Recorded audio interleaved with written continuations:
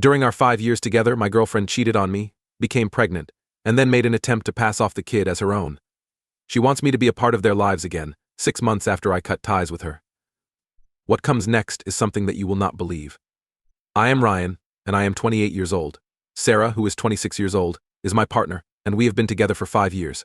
We first connected at a neighborhood coffee shop, where she was employed as a barista.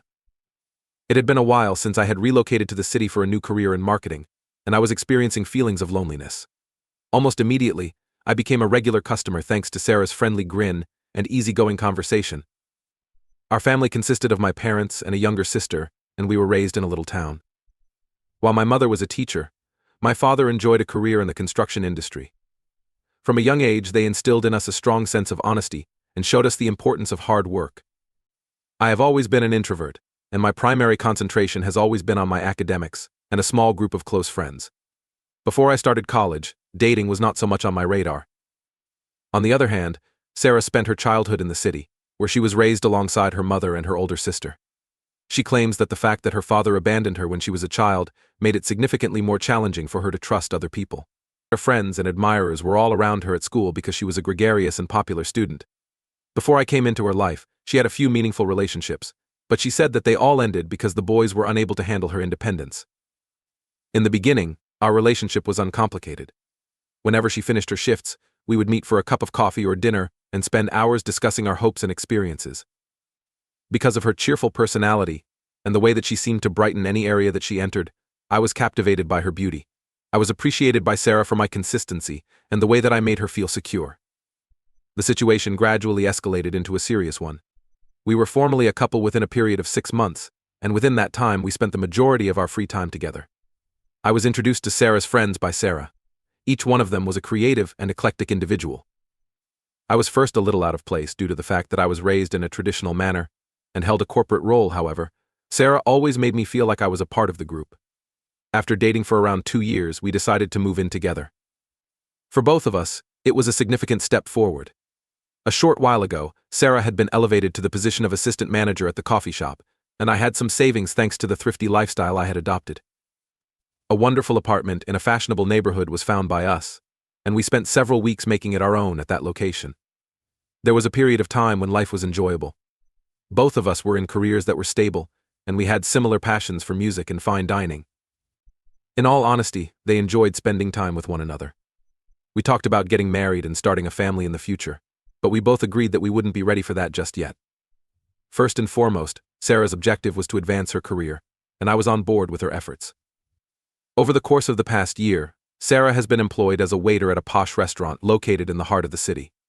Sarah's ability to interact with others left a lasting impression on the proprietor of the coffee shop, who was a frequent patron. The hours were long and unpredictable, and they frequently occurred late at night, but the pay was significantly higher than what she had been making in her previous job. I supported her decision to change careers, despite the fact that it would result in us spending less time together. At first, Sarah was overjoyed about the new opportunity she had. She would return home with tales to tell about the varied and fascinating people she had encountered, as well as the sophisticated dishes and beverages she had discovered. It was then that she started to dress differently, putting on more makeup and attractive clothes that were appropriate for the upscale atmosphere of the restaurant. Nevertheless, I started to observe some shifts in Sarah's behavior about that time. Her behavior became more aloof and disagreeable as time went on. There was a decrease in the length and frequency of our conversations. Despite the fact that she frequently arrived home late, smelling of alcohol, she claimed that she had been out with her coworkers after her shift completed. Because I was aware of how challenging her new job may be, I made an effort to be understanding. In an effort to reconnect with Sarah, I suggested that we go on a weekend retreat together. However, she always had an excuse for why she couldn't take time off. She accused me of being needy and of not supporting her work when I expressed my fear that we were moving apart. I was concerned that we were moving apart. Oh, it hurt. On the other hand, I retreated since I did not wish to drive her further away. It had been around 2 months since things started to fall apart. Despite the fact that I was aware that we were unable to afford the pricey designer clothes and accessories that Sarah was acquiring, she continued to do so. I questioned about them, and she replied that they were presents from wealthy patrons who frequented the restaurant on a regular basis. My gut told me that it wasn't right, but I wanted to put my faith in her. At approximately 3 a.m, Sarah arrived home, which was an extremely late time. In response to my inquiry about where she had gone, She responded by indicating that she did not feel the need to record every single step. That evening, we engaged in a violent altercation. Sarah asserted that I was attempting to exert control over her and insisted that I kept her from moving forward.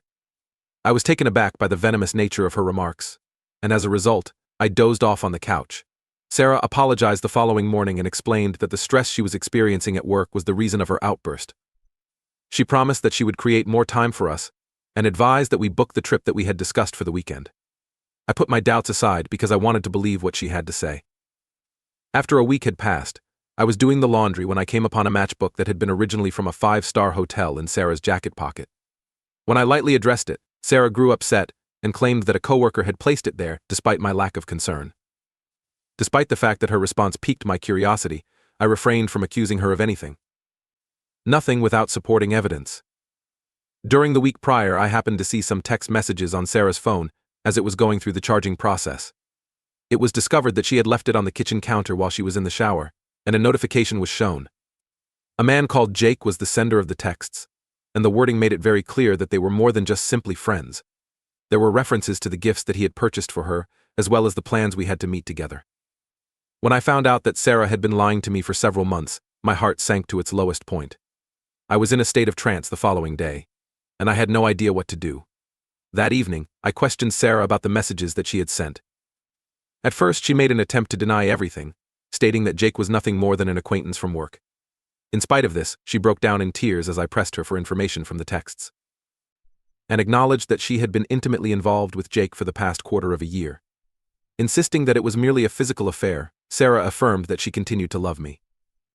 The assertion that she made was that Jake was a wealthy patron of the restaurant who was often looking for her. In spite of the fact that she claimed to be enthralled by the excitement, it was of little consequence. I pleaded with her not to abandon her, and she assured me that I would immediately end my relationship with Jake.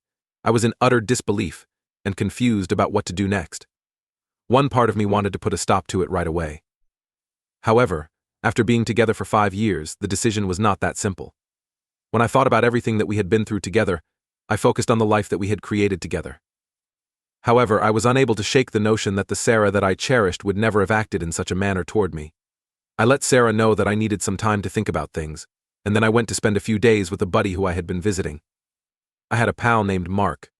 I have known you since college, and you have been there for me through some challenging times. I slept on his couch and listened to the entire narrative as he allowed me to crash there.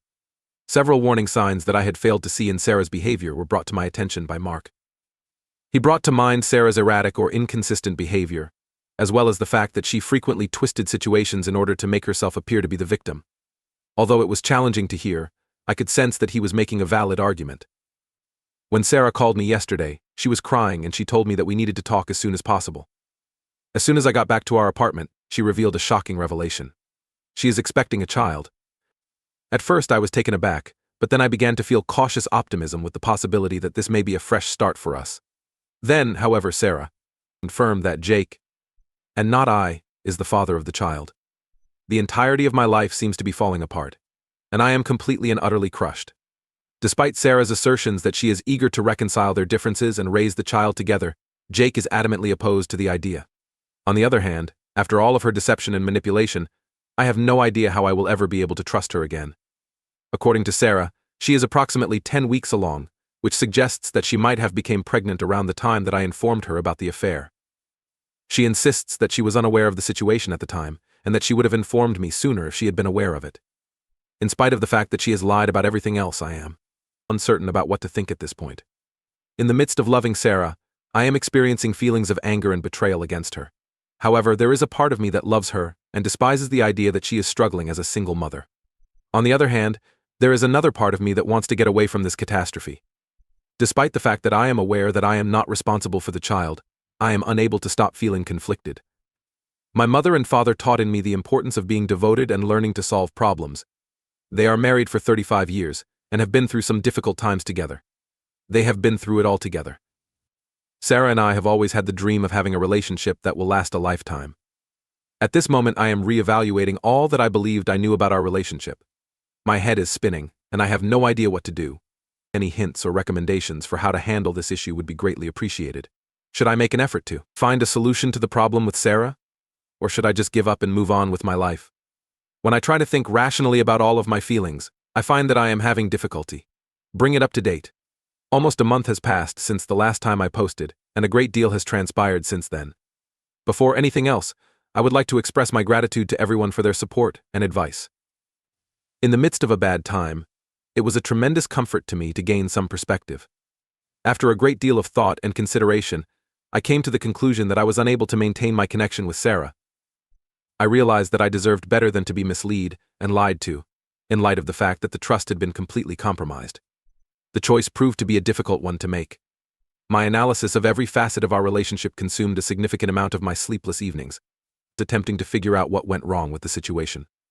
I recalled how Sarah had been of great assistance to me when I was let off from my work 2 years ago. In order to assist us in meeting our financial obligations, she unflinchingly worked more shifts at the coffee shop. She was there for me when my grandmother passed away a year ago, holding me while I wept and helping me write the eulogy.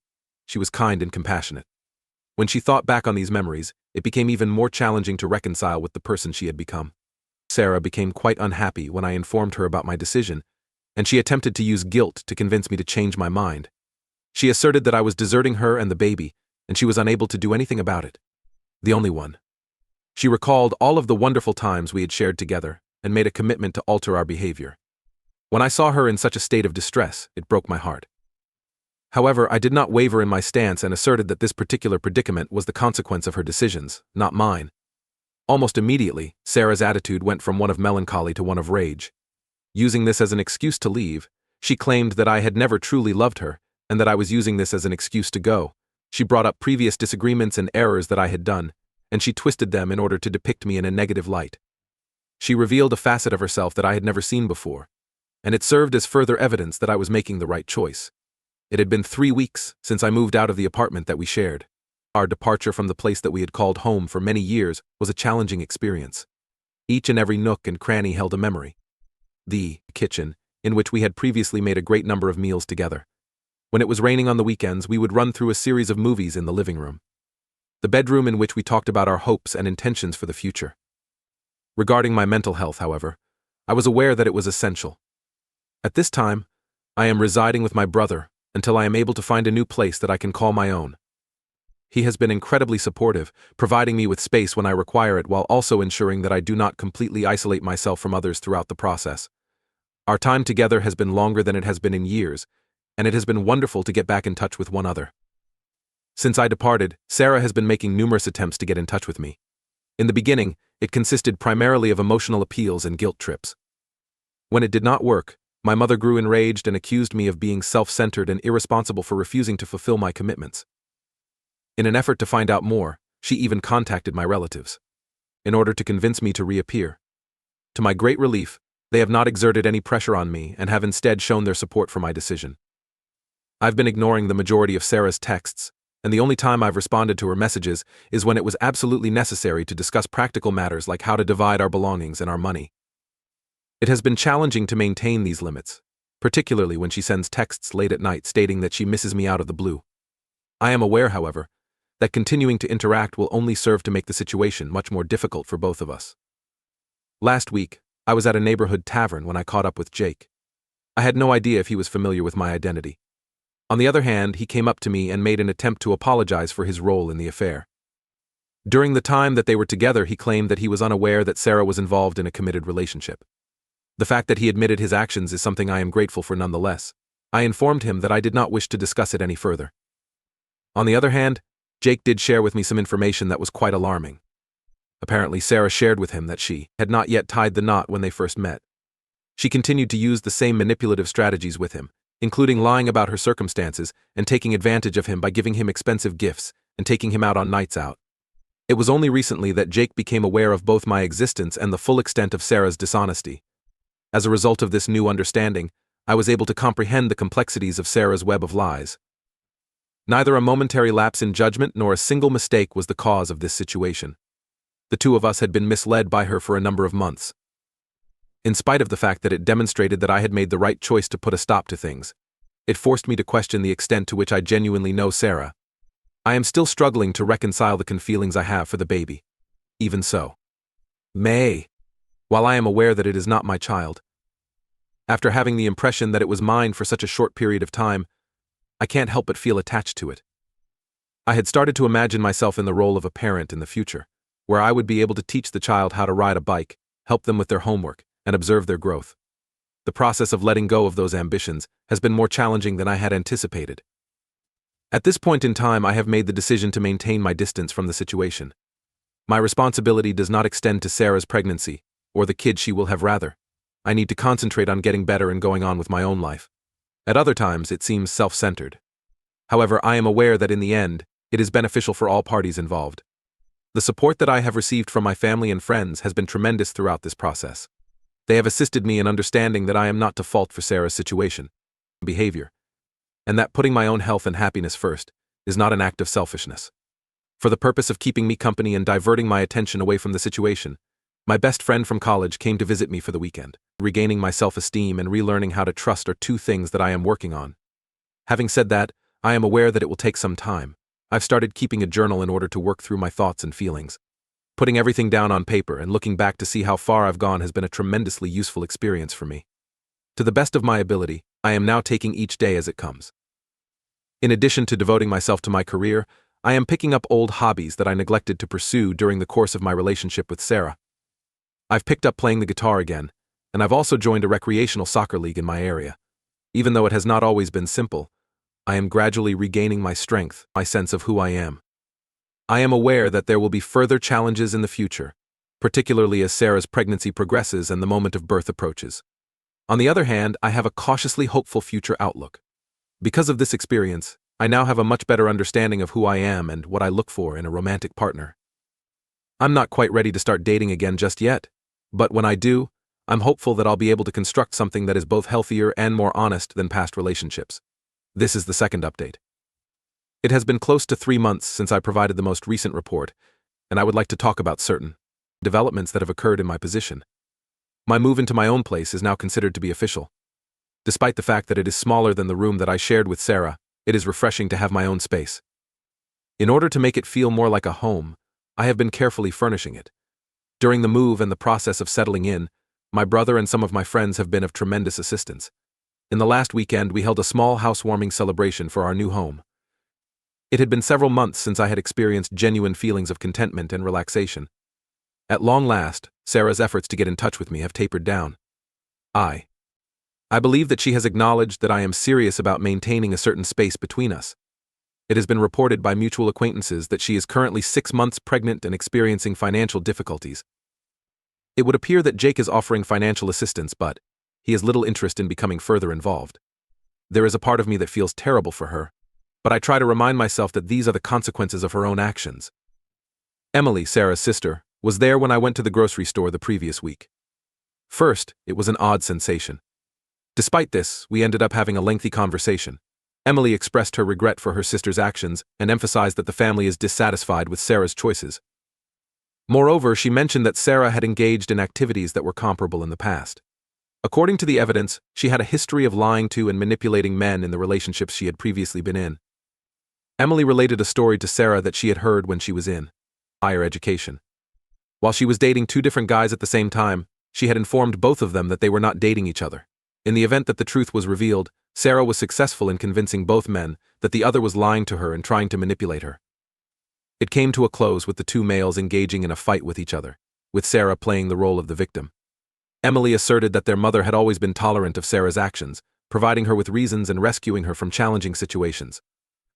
The information presented here was not only enlightening but also discouraging. In one sense, it assisted me in recognizing that Sarah's behaviors were not the result of my own actions. Over the course of several years, she has been struggling with an issue. On the other hand, it made me question everything that we had in common with regard to our relationship. Did she express some of her feelings toward me?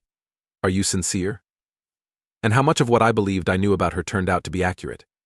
For the sake of working through these feelings and the trauma caused by the relationship, I have begun meetings with a psychotherapist. Being able to talk to and obtain insight from a third party who is impartial has shown to be effective. We have been discussing the reasons why I was initially drawn to Sarah, as well as the ways in which I should perhaps establish more stringent limits in future romantic partnerships. I'm getting better at seeing warning signs and putting more faith in my gut instinct. As a welcome distraction, work has been a pleasure. A promotion that I had been working toward for a considerable amount of time was just recently awarded to me. It requires me to take on additional responsibilities and go on various trips, both of which I am looking forward to. While I am making the move to my new work, my manager has shown me some leeway and has been patient of the personal circumstances I am going through presently. Other than that, I've gotten back in touch with a few old friends who had. Throughout the course of my relationship with Sarah, I have grown apart. It has been wonderful to rebuild those connections and to think back to the person I was before everything that took place. During the previous month, I went camping with a group of my college mates. Being away from cell phones and the stresses of regular life, while spending time in the great outdoors, was a wonderfully revitalizing experience. However, despite the fact that I am feeling better in general, I am still feeling sad and upset about the situation. Every once in a while I come across something or hear a song that brings back memories of Sarah, and it hits me once more. I am aware that the due date of the baby will be approaching in a few months, and I am aware that it will be a challenging emotional period. Nevertheless, I am taking it one day at a time and concentrating on creating a life that I am happy with. This is the third update. Approximately 6 months have passed since the last time I updated this. Things have returned to their usual pattern of life. In addition, I am experiencing a significant improvement in my emotional state, mentally as well. Approximately 1 month ago, Sarah gave birth to her son, which is the most recent piece of information that has been reported. It was through social media that I learned about it. She had made a statement that was ambiguous and did not identify the father. Continuing with the third update. In spite of the fact that it brought up some challenging feelings, I am grateful that I was not personally involved in the scenario. The sight of the baby's photograph brought up emotions that I had previously thought I had resolved. While I was thinking about it, I couldn't help but wonder what might have transpired if the circumstances had been different. However, I quickly brought to my attention the fact that the situation was as it actually was, and the reasons that I had taken the choices that I did. Despite the fact that I have maintained a distance from Sarah, I did in fact send a brief message of congratulations when I found out about the birth. It seemed appropriate to do so in light of our history.